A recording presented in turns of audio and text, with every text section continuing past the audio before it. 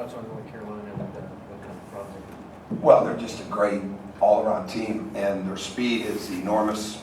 As fast as any team we faced, no doubt about that. And so you take bits and pieces from other games that you've had, like with Michigan and Iowa, people like that you try to make a comparison. Okay, we're going to pick up here. They're like Iowa here, they're like Michigan there, but at the end of the day, their speed. And the only one that really has an idea on that would be, well, Josh does because he played at Pittsburgh. He doesn't get to play with us. Is Yogi because he's played against him. And but it's been a long time, right? So we've got to do a great job of understanding how important transition is. We've got to do a great job of understanding how important it is to rebound in transition because they do a great job of that. And they run sets, but it's not just the sets, it's how good their players are. And I think the thing that's really outstanding about their half-court offense is how well they pass the ball. So not only can everybody score, but they can really pass. And you got to be sharp. You got to be very active with your hands, and our footwork's got to be great. And then one of their absolute strengths that always is there for them, and it's no different this year, is the way they offensive rebound the ball. Defensively, we've got to be able to deal with the change of defenses. Whether it's man or zone, whether it's the traps and the run and jumps and different things that they do, and we just got to make great decisions. And obviously, we want to run, we want to play, but we got to make great decisions in that because they capitalize on turnovers, and we've got to make sure that our recognition of numbers on the break versus do we want to keep going and get the ball reversed a couple times, get into a half-court offense. We've got to do a great job with all of that. And probably the thing that they have as much as anybody in the country, and I don't know all the teams inside out like this, but I would say their depth is outstanding. With how many forwards they can go to on the bench, the way they can get into the bench with the guards. So they just keep coming at you. And there's a reason that they're so good in the second half, and they thrive on that. And so everybody's getting better on their team. Barry, I think sometimes people forget about him. All he is the MVP of the ACC tournament, 28-2 when he scores in double figures. They keep bringing a wave of guys at you. So we've got to do a great job of just, like I said, recognition on our offensive end, ball movement and spacing, and then defensively we've got to do a fantastic job of getting back and trying to slow that breakdown. Tom, you've talked about Nick's defensive improvement recently, and really the last couple of weeks how he's had these bigger time pro-level matchups. But maybe more specifically, where have you seen him maybe grow the most ever since Rob went out and he's kind of been pressed into these minutes? Well, I think he watches more film, so I think he's more in depth there, even with what we're showing. We're just coming off a long session now, but he watches his own film and he talks the game, but he's getting more athletic. I think that's one of the great things about the development of our guys and what we're doing in Indiana is they keep getting stronger and more athletic during the year. And that's a tribute to Lionel and Steven and the way they rehab and the stuff that they do to get restoration. And we're constantly trying to not only coach a basketball practice, but coach a very athletic practice and make sure that we're getting more and more athletic, all the time with our movements and footwork and all that type of stuff. And so I think that helps, but I think he's gained confidence. And he knows that the matchups he has are absolutely crucial. But at the same time, it's not as much the matchup as it is just being in position to switch, help, guard your man, block out, do those type of things. When you were recruiting him, you mentioned you saw maybe one or two things that he could get even better at when he got to IU. Was defense realistically one of those things? What was going to have to be. There was no question it was going to have to be for him to be a successful player for us. But we wouldn't have taken him if we didn't think there was an upside to his defense. And do I think I think it's gotten even better than what I could have imagined. But I think again he's also a product of a connected defense. When there's good help behind him and guys are talking, I think that gives him even more courage to to be the defender that he needs to be. But he's made tremendous strides. There's no doubt about it. He's gotten better at so many different things, and putting the ball on the floor and reading situations, and his shot fake now is getting even better. His footwork is constantly improving, and he's a threat to make a shot as soon as he crosses half court. Thomas has had 2 quick fouls in each of the last 2 games. Against this kind of an opponent, is it even more important to find a way to keep him on? Well, it is, but the more we talk about don't foul, easier it is to foul. We're again, so much about athletic movement, so much about, this is going to be a very big personnel game, for us, as most are. And they're used to that. They're used to having an understanding of what they've got to try to take away. And these guys are very, very quick in the post. They're quick with their moves to the middle. They're quick with their baseline moves. So you got to do your work early. And if you're out of position, and the key to any successful defensive endeavor is multiple efforts, right? So you may have to help on the ball, and you got to recover to your man, or you may have to, be in a help position, and all of a sudden your man ducks in, and he didn't get it, and now he moves out to the perimeter. You can't stand up and rest. And to me, the other day, Thomas's first foul made no sense to me. I mean, it just didn't. And I'm not sure his second one did either. But we've dealt with that this year. And the thing that I'm happy about in that game is that we got him back for a few more minutes in the first half. And he didn't do a lot, but at least he got his confidence there. And like we said at halftime, we're up 1, and Thomas hasn't even hardly played, right? So we felt, I felt good. Felt like there'd be more of an opportunity. He's entering the second half with 2 fouls. So, we don't look at the glass as half empty if he gets a couple fouls. And it'd be very easy to do that. We got to figure out what we need to do next. And whether it's changing defenses or putting him on a different man, which we've done, those type of things. So we just read the game as it goes. This gentleman right here, I missed it, I'm sorry. Go ahead. Obviously, you've been to the second weekend and beyond in the NCAA tournament, but only Yogi and Max have played this far into the season. How do you get a team prepared for playing on this big of a stage for the first time? I don't think you do anything different than what you've done. I mean, this was the most watched game of the year this past Saturday. Being in our meeting room, you couldn't have told that. I wouldn't have been able to. And I think they're projecting this to be maybe the most watched Sweet 16 game ever. Talking to some of the people that know those numbers.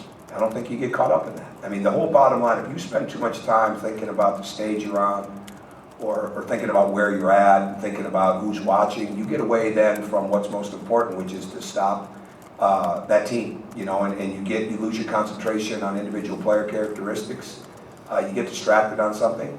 I mean, they're young people. I mean, it's not like we can put them in a box or a cocoon and say you're not in the Sweet 16. They've earned it. But the bottom line is there's a seriousness about this group, and we had a very hard, challenging practice today, and that's we've got to play with a real edge, and it's not about overworking or wearing guys down, but it's about having a real concentrated edge, and knowing that against especially a team like Carolina, of all the teams that are in that tournament right now, they're the ones that thrive on the 40-minute game the most because of the way they beat people in the second half. Well, we've done the same thing.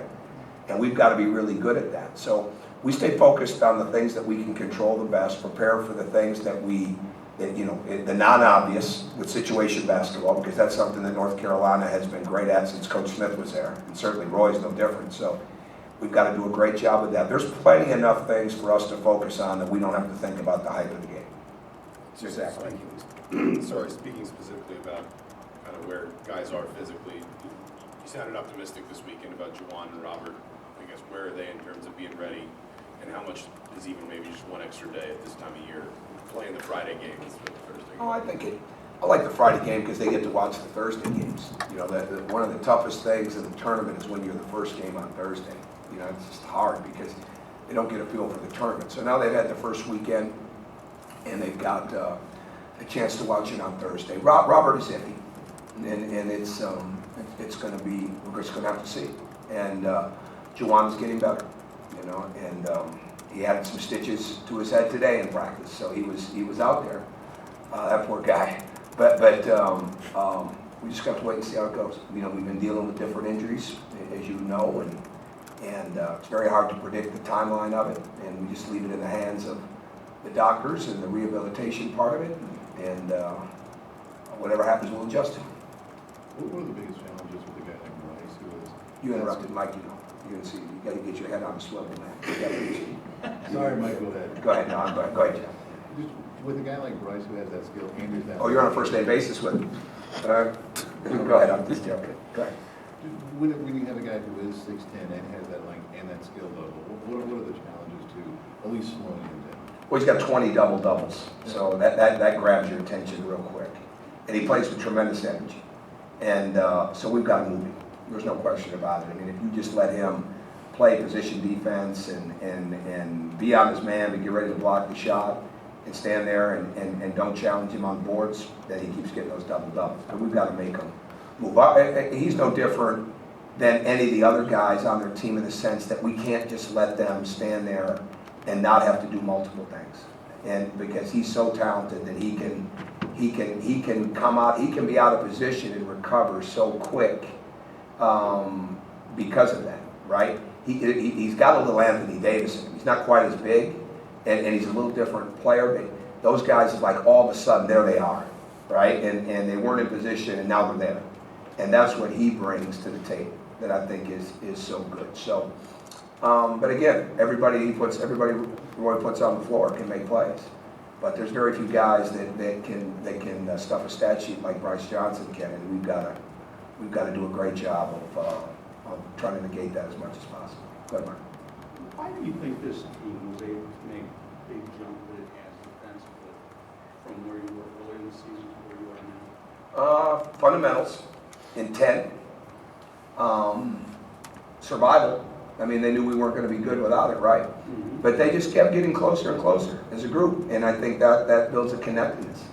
And I think the other thing is they knew that we weren't going to be, that they like to run, right? They like the fast break. They like to get out and play. You can't do that by just trading baskets or taking the ball out of the net every time. And so I think they knew that too. And when our defense was suffering early on, our offense was the main, that was the one being most effective. I mean, we were giving up baskets, but we weren't nearly good enough at getting back down the court to score easy baskets, and we weren't pushing the ball. And I think defensive energy creates so much offensive energy. And it not only just creates stops that get you out on the break and things like that, but when you're really going at it defensively, it's really hard to slow down offensively. You know, you want to be after it. And I think they like that. But they've kept getting better. And our coaches, Coach Judson, Tim Buckley, Chuck Martin, those guys have done a fantastic job. And this is as good a staff as any in the country when it comes to teaching. I put them up with anybody. And I knew we were going to miss Steve McLean, right? Because Steve is as good a teacher as I've ever been with. And to have Rob be able to come in and do what he's done in a full-time role like that with the experience that he's got. These guys deserve so much credit. You know, everybody deserves it. I mean, with what they do in training, what Lionel and Steven do, what Marty Mooney does academically. There are no weak links, all right, in this program. There's nowhere that you look at it and say, okay, we got to shore this up. You want to make it better every day, but it's not like you got to shore it up and say this isn't good enough. And the teaching that we're getting from our coaches is phenomenal. Can you Go ahead, talk Joe. about, Go ahead. I'm sorry. Go ahead. with Yogi and Marcus Page, is there some similarities with both teams having that senior point guard? Oh, probably. Yeah, but it was like the Ulyss. It's not about matchups as much as it's about tendencies, right? Like what do they want to do? And he's a tremendously quick shooter, big veteran, very quick, very good on the ball defender, runs his team, plays with great speed, change of direction is really good. So it's really, because of the way we play, it's not so much about Yogi and Marcus Page, it's about what does Marcus Page do really well that we got to take away. When it comes to the question of leadership, I don't know the inner workings of their team.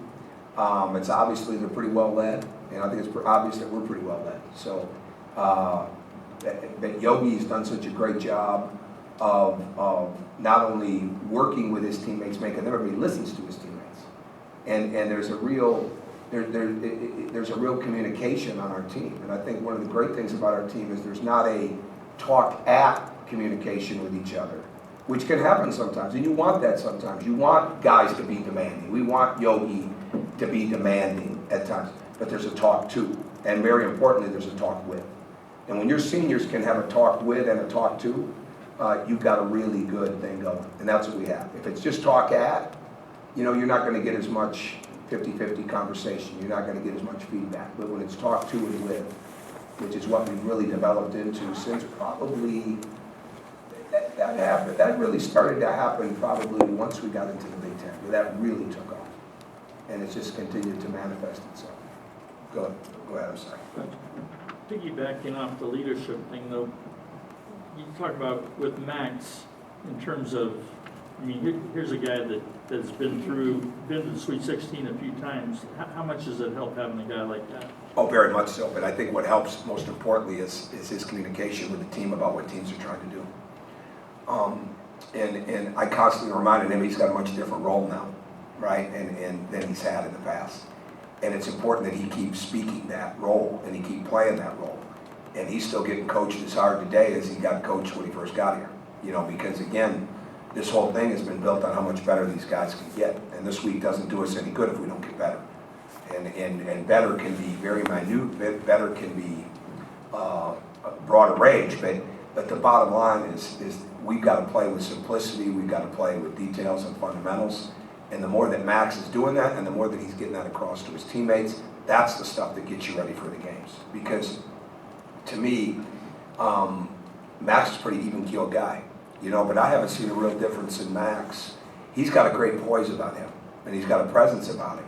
Even when we went to Michigan the first time, I didn't sense, and I was looking for it, right? I didn't sense anything different, anything. And 1,000 things had to be going through his head, right? But I never saw that. You know, the even keel that he plays with has been a huge, huge part of his success with us, and it's been a huge part of his leadership with us. And he responds to coaching because he knows he's gotten better. He knows his footwork is completely changed, you know, which has enabled him to be the shooter that he is. And he knows he's got a huge role with us. And with those expectations, you know, comes a lot of responsibility for not only yourself, but with your teammates. And he's done that. With Juwan, you know, he goes out there and knowing that his shoulder goes into Saints. And did you see this kind of toughness in him when you recruited him? Well, I didn't see him get hurt like that. And I didn't know how much he got hurt actually in high school, because he got hurt a lot, you know, with the shoulder. But yeah, I think that's a big deal. You know, I've coached in the past where some guys, they didn't want to get out of the game, right? And they'd be cleared to play, and they didn't want to get out of the game. This kid, you can't keep him out. So we'll go to battle with him. I mean, he is a, and he just keeps getting better and better. And when you look at the development he's made, and for it to be, you know, the scary thing the other day is when Rob went down and it became clear that he wasn't going to be able to come back in, is, well, there's our other point guard right there if we're going to get Yogi along with Harrison and Jawan, because they came out in a real attack mode and fully expect Carolina will do the same thing, but Jawan can handle that. And then we lost him. That was the time when we got a little nervous because, you know, he does so many things for us. And he's an inbounder. I mean, he just wears a lot of different hats. And the bottom line, this time of year, it's like any other time of year, but you've got to have numerous guys that can make, that can fulfill those different roles. Taking the ball out of bounds is a huge role. Coming out of a timeout and understanding how to get the screen set is a huge role. Well, handling the ball against pressure is a huge role. So not only is he doing things that are big as a freshman, but he's doing them and he's not even close to 100% healthy. So he's got a great level of toughness, and he's an absolute joy to coach. And it's not us, it's his parents. I mean, the way his parents have raised him. And, you know, our job is to do a great job of building on to what they do. You know, but it'd be crazy to sit up here and act like we've changed these guys. All we're trying to do is expand and enhance them. I mean, he's a great young man coming from a great family, as is all our guys. And these freshmen have absolutely been that way. Coach, that's all the time. All right, thank you.